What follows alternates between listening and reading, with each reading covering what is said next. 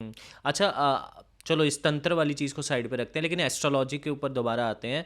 इसमें भी बहुत सारे लोग डर का सहारा लेते हैं, बहुत सारे एस्ट्रोलॉजर कि या तो आपको डराएंगे कि लेट्स सपोज कि, क्योंकि मोनेटरी बेनिफिट है हर किसी का, आप इस चीज़ से एग्री करते हैं कि कोई भी एस्ट्रोलॉजर है उसका मोनेटरी बेनिफिट है, तो वो या तो ये बोलेगा कि भैया तुम्हारे में ये गलत है, बहुत डरा देगा, और उसके बाद सोल्यूशन के लिए डेफिनेटली वो चार्ज करेगा।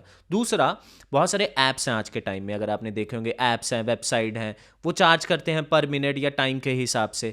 उसमें बहुत सारी पॉजिटिव चीज़ें बोली जाती हैं, मैंने देखा है, और उस पॉजिटिव चीज़ें बोल के सब्सक्रिप्शन बेचे जाते हैं, राइट।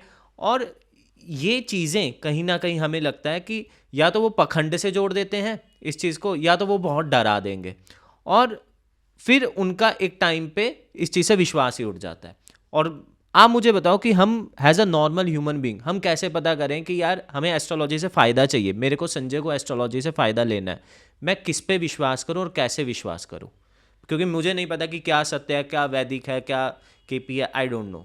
मुझे बस फ़ायदा चाहिए और मैं किस पे विश्वास करूं आज के तारीख में। देखिए ऐसा है, फ्यूचर के बारे में प्रेडिक्शन के साथ साथ पास्ट की कुछ इंफॉर्मेशन भी दी जा सकती है कि आपके जीवन में ये हो रहा है, ऐसा हुआ, इसे कनेक्ट किया जा सकता है। तो जब एस्ट्रोलॉजर के पास जा रहे हैं, एस्ट्रोलॉजर आपको कुछ चीज़ें ऐसी बता रहा है जो आपको रियलिटी के साथ कनेक्ट होती है। प्रॉब्लम लोगों की क्या है, लोग कड़वा सुन नहीं पाते। जैसे ही मैंने गलत बोला किसी के बारे, मान लीजिए कि कोई रिलेशनशिप के बारे में पूछने आया है, और रिलेशनशिप के बारे में जब पूछने आया तो उसका फोकस क्या है, ये मुझे किसी हालत में पॉजिटिव ही बताएं, क्योंकि उसकी सोच ही पॉजिटिव है। लेकिन अगर कोई एस्ट्रोलॉजर उसे बोल रहा है कि ये ऐसा नहीं है, तो वो 6 महीने बाद उसे रियलाइज करेगा कि अरे उस एस्ट्रोलॉजर ने सिर्फ एक बोला था।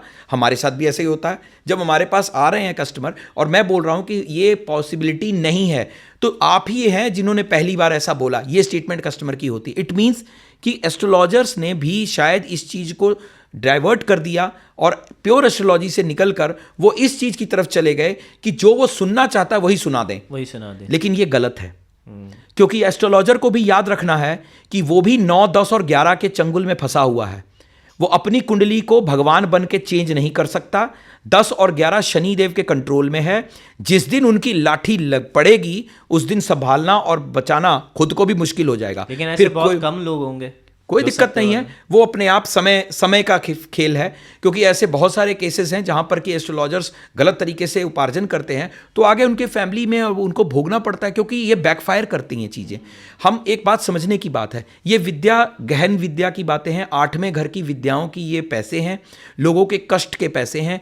सिंपल सब लॉजिक है कि अगर कोई व्यक्ति रोता हुआ दिल से दुखी आ रहा है और आते हुए वो अगर पैसे दे रहा है, ठीक है, उपार्जन भी करना है, फिक्स्ड अमाउंट रख लिया और वो आज के समय के हिसाब से रखा, क्योंकि महंगाई का समय भी है, वो भी देखना पड़ेगा।